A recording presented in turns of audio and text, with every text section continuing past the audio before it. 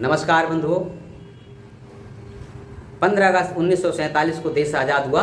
आज 74 वर्ष पूरे हो गए और ये 75वां स्वतंत्रता दिवस संपूर्ण देश में मनाया जा रहा है।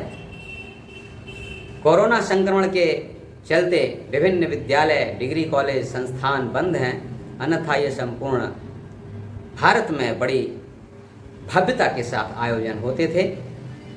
फिर भी हमें इस अवसर पर चिंतन, मनन, विचार विमर्श की आवश्यकता है। इजराइल ने 2000 वर्षों तक अपने देश की भूमि को प्राप्त नहीं कर पाए थे, तो वो हर साल मिलते थे और कहते थे कि अगली साल यरूशलेम में मिलेंगे।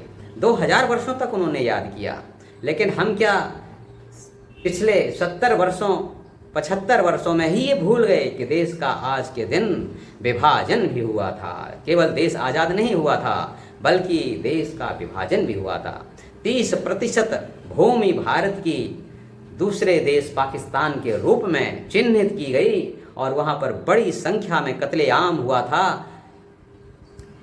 हिंदू समाज की बहु बेटियों के साथ दुष्कर्म हुए, कत्लेआम हुआ, छोटे छोटे बच्चों को मौत के घाट उतार दिया, उनकी माताओं और बहनों को उठा ले गए। आखिर वो दिन क्यों ऐसे देखने पड़े और आज की स्थिति क्या है? कश्मीर की स्थिति से क्या आप परिचित नहीं हैं? 30 साल पहले जब उसको हिंदू विहीन, सिख विहीन कर दिया गया, तो कितने लोगों ने आवाज़ उठाई थी। 30 साल में क्या हमें कश्मीर से आए हुए शरणार्थी के रूप में संपूर्ण भारत में फैले हुए कश्मीरियों की याद नहीं आती? वही दिन 30 वर्षों के पश्चात आज फिर देखने को मिला। उन्हीं रोहिंग्या बांग्लादेशी घुसपैठिए देश अराजक तत्वों ने बंगाल में चुनाव के परिणाम के पश्चात एक तरफा हमला करके मार काट मचाई, लोगों को भगा दिया। बहुत से लोग भागकर जंगलों में चले गए, छिप गए। कुछ लोग आसाम में भी चले गए। आसाम में कितने ज़िले मुस्लिम बहुल हो चुके हैं। मुस्लिम नहीं बल्कि बांग्लादेशी घुसपैठिए, रोहिंग्या, बर्मा से आए हुए घुसपैठियों के द्वारा ग्रसित हो चुके हैं। प्रयासपूर्वक योजनाबद्ध तरीके से कश्मीर में भी इन रोहिंग्याओं को बसाया गया। आज सब कुछ सोशल मीडिया पर उपस्थित है। किन लोगों ने उनको सरकारी भूमि पर कब्जा होने दिया और उनके राशन कार्ड, आधार कार्ड, वोटर आईडी, अन्य सभी सुविधाओं के साथ साथ इन कागजातों को भी निर्माण करने में जिन्होंने भूमिका अदा की, वो सब चेहरे आपके सामने हैं। केरल में भी आप जानते हैं क्या स्थिति है। क्या सन 1947 में जो देश का बंटवारा हुआ, हम भूल गए कि देश का विभाजन हुआ। देश पर एक बहुत ही बुरे दिन देखने पड़े थे। हम 70 वर्षों तक याद नहीं कर पाए। इतिहास इसीलिए दोहराता है। जो अपने इतिहास को भूल जाते हैं तो फिर उनको दोबारा देश के विभाजन का दंश झेलना पड़ता है, अत्याचार सहन करना पड़ता है। वही स्थिति आज हम सभी के सम्मुख है। जरा विचार करिए, 100 वर्षों के पश्चात पहले क्या हुआ था। सन 1920-21 के दौरान असहयोग आंदोलन कांग्रेस के नेतृत्व में प्रारंभ किया गया था और उसी समय टर्की के खलीफा को अंग्रेज़ों ने हटा करके अपने मन मुताबिक खलीफा बना दिया। उसकी वजह से हिंदुस्तान में के मालाबार इलाके में हिंदुओं पर अनावश्यक रूप से बहुत बड़े दंगे हुए, एक तरफा कत्लेआम हुआ, बहुत बड़ी संख्या में लोगों को मारा गया, धर्मांतरित किया गया, बहु बेटियों को उठा ले गए। संपूर्ण भारतवर्ष में कांग्रेस ने इस मालाबार हत्याकांड का कहीं भी कोई जवाब नहीं दिया, प्रयास नहीं किया कि इनको जो विक्टिम हैं, जिनके ऊपर अत्याचार किया गया है, उनकी बात सुनी जाए। जहाँ कहीं भी कांग्रेस की सभा में इन विषयों को रखने के लिए अगर कोई तरुण प्रयास भी करता था, उसको मंच से ही उठाकर फेंक दिया जाता था। मोपला नाम के एक उपन्यास में जीवंत वर्णन किया है सावरकर जी ने, पढ़ करके देखना चाहिए लोगों को। कांग्रेस के उस पहले आंदोलन जिसको महात्मा गांधी भारत में आने के पश्चात पहला आंदोलन, असहयोग आंदोलन प्रारंभ किया था, प्रयासपूर्वक लोगों को बेवकूफ़ बनाते हुए कैलिफेट शब्द का अनुवाद खिलाफत कर दिया। खलीफा से खिलाफत बोल दिया। खलीफत, केरल का खलीफा पूरे इस्लामिक विश्व का प्रमुख होता था, खलीफा के बजाय, खलीफत के बजाय खिलाफत बोल दिया। जैसे कि इस शब्द से पता चलता है कि मुसलमान भी अंग्रेजों की खिलाफत कर रहे हैं। कैसा षड्यंत्र किया गया, जबकि ये खलीफा के पक्ष में आंदोलन था, असहयोग आंदोलन के साथ इसको मिला दिया गया।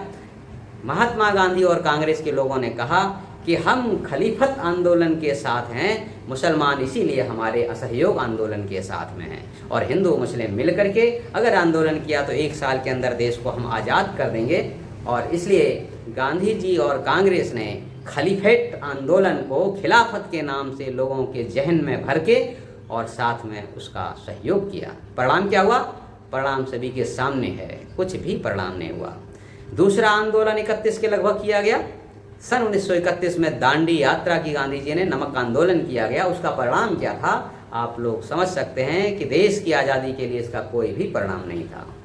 सन 42 में महात्मा गांधी ने, समझ में नहीं आता कौन सा उनके अंदर तेज ओज भर आया, क्विट इंडिया, अंग्रेजों भारत छोड़ो करके आंदोलन उन्होंने चालू किया। और इस आंदोलन की भी दुर्गति क्या हुई, पूरे देश में यह आंदोलन नेतृत्वहीन था।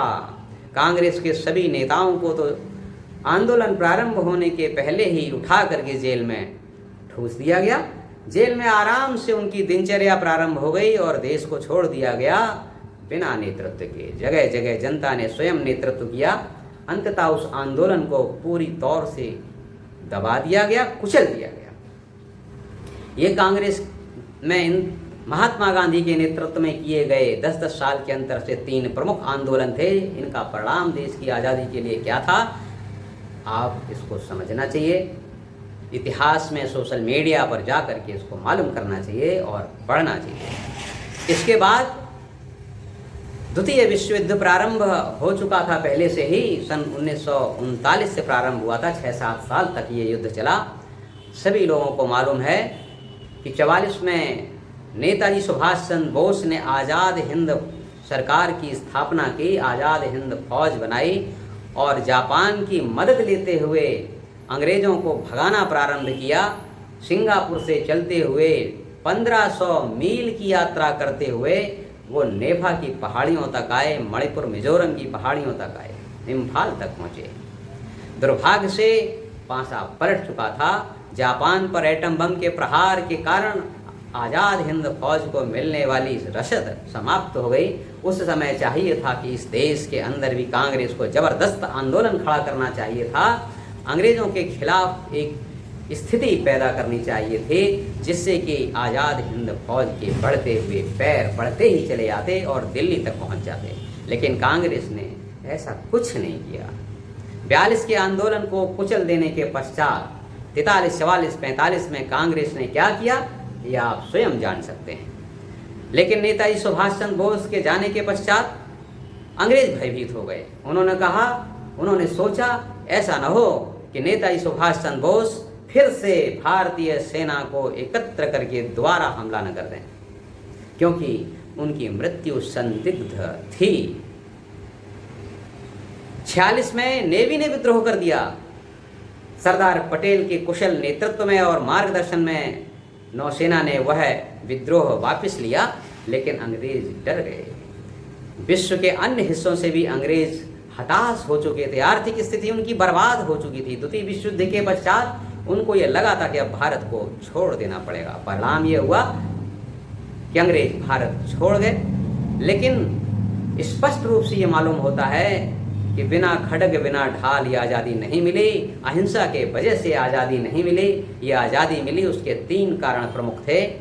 एक कारण था आज़ाद हिंद फौज के बढ़ते हुए कदम सन 45 में, और एक संभावना कि कहीं दोबारा फिर से नेताजी सुभाष चंद्र बोस के नेतृत्व में भारत के ऊपर दोबारा हमला न हो जाए। दूसरी, नेवी विद्रोह। उनको लगता था अंग्रेजों को ऐसा न हो कि संपूर्ण सेना एक साथ विद्रोह खड़ी कर दे और अंग्रेजों को यहाँ से भागना मुश्किल हो जाए। और तीसरा एक कारण था, संपूर्ण भारतवर्ष में एक हिंदू संगठन के नाम पर, राष्ट्रीय स्वयं सेवक संघ के नाम पर हिंदू समाज संगठित हो रहा था। इन 3 प्रमुख कारणों के कारण अंग्रेजों को लगा कि अब भारत में नहीं ठहर सकते। और इस प्रकार से देश आज़ाद हुआ। इस देश के आज़ाद होने के पहले चूंकि असहयोग आंदोलन में खिलाफत आंदोलन मिला दिया गया, मुस्लिम्स को लगा कि हम इस देश का विभाजन कर सकते हैं, हिंदू समाज पर भयंकर अत्याचार कर सकते हैं, कहीं कोई आवाज़ उठाने वाला भी नहीं होगा। डायरेक्ट एक्शन, देश के विभाजन के पहले, अंग्रेज़ों ने विभाजन किया उसके पहले डायरेक्ट एक्शन नामक आंदोलन मुस्लिम लीग के नेतृत्व में प्रारंभ हुआ। जगह जगह हिंदुस्तान में कत्लेआम हुआ, मुस्लिम बस्तियों से हिंदुओं को भगाया गया और इसका एक संदेश कमज़ोर कांग्रेसी नेतृत्व को दिया गया कि देश में एक साथ दोनों राष्ट्र, दो राष्ट्र कहे गए, हिंदू और मुस्लिम राष्ट्र नहीं रह सकते, इनको अलग ज़मीन देना आवश्यक है। कांग्रेस झुकी। महात्मा गांधी कहते थे देश का विभाजन मेरी लाश पर होगा, लेकिन जवाहरलाल नेहरू को प्रथम प्रधानमंत्री बनाने के लोभ लालच में देश के विभाजन को स्वीकार कर लिया गया। कितना बड़ा कत्लेआम हुआ। सन 46 से चलने वाले ये कत्लेआम रुका नहीं। देश के विभाजन के 15 दिन पहले से भयंकर कत्लेआम हुआ। महात्मा गांधी दिल्ली में 15 अगस्त 1947 के आयोजन में उपस्थित नहीं थे। वे नोआखली और कलकत्ता के एरिया में, क्षेत्र में शांति बनाने का प्रयास कर रहे थे। जो इतिहास को याद नहीं करता है उसको इतिहास बार बार दोहराना पड़ता है। हमने इतिहास को याद नहीं किया, ये नहीं देखा कि देश का विभाजन किन परिस्थितियों में हुआ, किन कारणों से हुआ, वो कारण कैसे समाप्त होने चाहिए थे, उनका प्रयास नहीं किया गया, उन कारणों को दुर्लक्ष्य किया गया। किसी भी प्रकार से देश एक संगठित शक्ति के रूप में, राष्ट्रीय चेतना उसकी मजबूत होकर उठे उभरे, इसका प्रयास नहीं किया। हमने जिन कारणों से देश का विभाजन हुआ था उन्हीं कारणों को आगे बढ़ने दिया। उसका परिणाम हो रहा है कि देश में मांग फिर से उठने लगी है। इन इलाकों में मुस्लिम एक बहुसंख्यक हो गए हैं, अतः उन एरिया से हिंदुओं को स्थान खाली कर देना चाहिए। जो कश्मीर में हुआ वो अन्य प्रांतों में भी दोहराने की मांग होने लगी है। हम सभी लोगों को इतिहास की एक अच्छी जानकारी रखनी चाहिए, परिस्थितियों को समझना चाहिए, जानकारी सभी को देना चाहिए और देश का विभाजन अब दोबारा न हो, इसके लिए हमें वाणी के द्वारा, मन के द्वारा, धन के द्वारा, समय के द्वारा देश की सेवा करना चाहिए। ये आज 15 अगस्त 2021 के दिन प्रण